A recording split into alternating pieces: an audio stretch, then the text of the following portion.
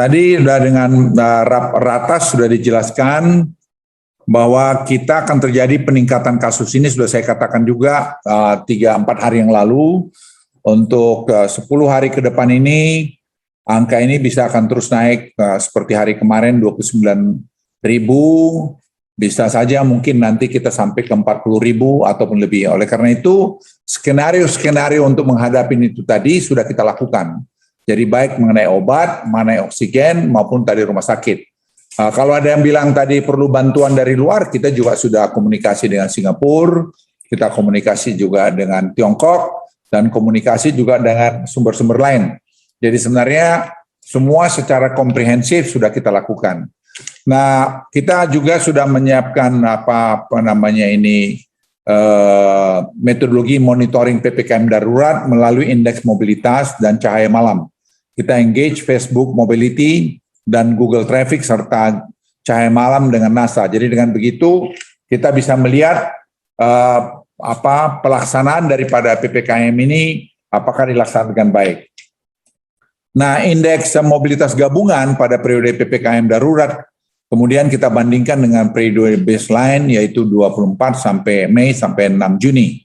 Nah, ini sehingga kita punya data yang lebih akurat. Nah, menurut analisis kami dibutuhkan penurunan mobilitas minimal, saya ulangi minimal 30%. Dan sini sudah brief ke semua teman-teman polisi maupun TNI dan para gubernur dan juga para bupati wali kota. Nah, 30% untuk menurunkan kenaikan kasus. Jadi kalau kita bisa tadi mobilitas ini kita manage sampai minus 30, tapi yang paling baik adalah minus 50, karena minus 50 itu menghadapi tadi Delta varian. Tadi kalau sekarang ini kita lihat masih di angka 26 yang paling tertinggi atau 27 mungkin itu. Nah, tapi itu hari baru kemarin. Jadi kita berharap kalau bisa dalam minggu ini kita sudah dekat 50, saya kira 50% maksud saya. Saya kira minggu ini kita akan minggu depan kita akan mulai lihat kita flattening, kemudian kita melihat akan secara perlahan dia mulai menurun. Jadi ini semua kerjasama kita. Jadi kalau ada yang bilang semua tidak terkendali, sangat tidak benar. Bahwa ada masalah, sangat banyak masalah. Tapi masalah ini satu persatu kami kira kita selesaikan dengan baik. Kemudian mobilitas dan kasus COVID-19, kasus DKI kita monitor dengan DKI, juga saya kira berjalan dengan baik, yaitu dengan menggunakan data DKI Jakarta, provinsi dengan data COVID-19 yang reliable, sebagai benchmark sehingga kita bisa tahu perubahan daripada kasus mobilitas yang berkorelasi yang erat dengan jumlah kasus COVID-19 di DKI Jakarta. Ini saya kira sudah jalan dan kalau Anda lihat sudah terjadi penurunan mobilitas namun masih jauh dari yang kita harapkan dan Jatim serta Bali masih terlihat paling rendah dan kita akan dorong supaya itu lebih jalan. Ini tapi kan baru hari ketiga kemarin itu. Kemudian kita akan tetap melakukan konsisten mengenai PPKM darurat diterapkan dan penyekatan mobilitas terus dilakukan dan harap warga patuh karena ini ujung-ujungnya kepada keselamatan kita semua. Sekarang di keliling kita semua sudah banyak yang kena. Jadi jangan kita mempersoalkan ini semua lagi karena data-data sudah membuktikan hal ini. Saya juga ingin masuk suplai oksigen yang tidak mencukupi untuk memenuhi kebutuhan oksigen medis saat itu. Betul, tapi setelah 3 hari terakhir ini kami mobilisasi dari mana-mana, ada ambil dari Morowali 21 isotanks dan sudah sampai kemarin di Jakarta dan hari ini sudah didistribusi. Saya kira Anda bisa lihat di Tanjung Priok sekarang dan kemudian kita juga buka tadi oksigen yang ada di Cilegon dan kemudian juga oksigen yang ada di mana di Batam dan kemudian sekarang kita arahkan 100% oksigen yang dari industri untuk membantu dulu kesehatan karena kita melihat untuk 2 minggu ke depan.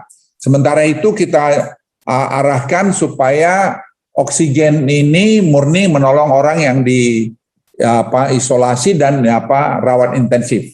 Sedangkan yang ringan itu kita akan gunakan apa yang disebut oksigen konsentrator. Oksigen konsentrator ini mengambil dari udara biasa, diproses dan bisa dihirup. Itu sekarang sudah ada kita pesan 10.000 dan sekali bagian sudah mulai kita datang pakai pesawat Hercules dari Singapura dan juga kita akan ambil dari tempat lain bila kita rasakan masih ada kekurangan. Sekarang kami sudah membuat skenario gimana kalau kasus ini 40.000. Jadi kita sudah hitung worst case scenario.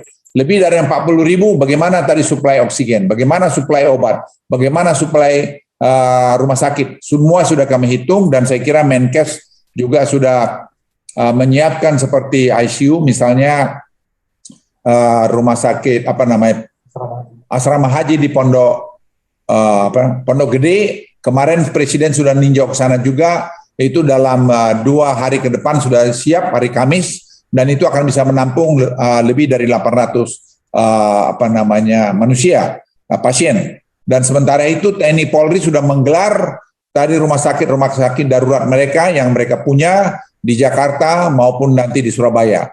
Jadi semua kekuatan saya kira kita kerahkan. Jadi jangan ada yang menganggap underestimate bahwa Indonesia ini tidak bisa mengatasi masalah. Sampai hari ini yes. Tapi kalau kasus ini lebih nanti daripada 40.000, 50.000, kita tentu akan membuat skenario siapa yang kita akan nanti minta tolong. Dan sudah mulai kita approach itu semua. Oksigen sampai hari ini kami hitung sudah dibuat skenario oleh tim, itu bisa sampai 5.000, mungkin malah paling jelek. Kita sudah bikin sampai 60-70.000 kasus per hari. Tapi kita tidak berharap itu terjadi, karena teman-teman polisi, TNI saya kira sudah melakukan penyekatan yang cukup baik. Dan pemerintah juga sedang memperhatikan keadaan luar Jawa, karena keadaan luar Jawa juga agak ada mulai yang bergejolak, sehingga semua kita amatin dengan cermat. Jadi tidak perlu ada kekhawatiran yang berlebihan mengenai ini, bahwa kita ada masalah, sekali lagi Bapak Ibu sekalian, yes.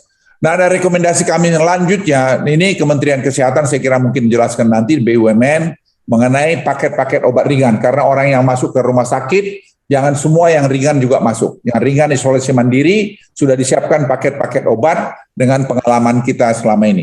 Saya kira itu dari saya. Terima kasih. Ya, tadi yang terakhir saya jawab dulu lah.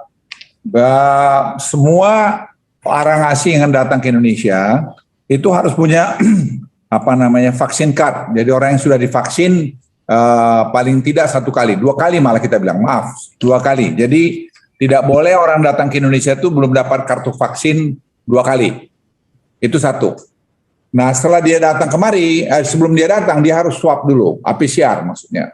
Kalau dia sudah dapat PCR negatif, dia datang ke Indonesia, dia nanti di PCR lagi dan dia tinggal selama 8 hari di karantina.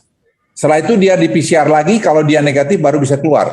Jadi prosedur ini ya kita lakukan dan berlaku di mana-mana di dunia. Hanya ada yang 8 hari, tergantung negaranya, ada yang 14 hari, ada yang 21 hari.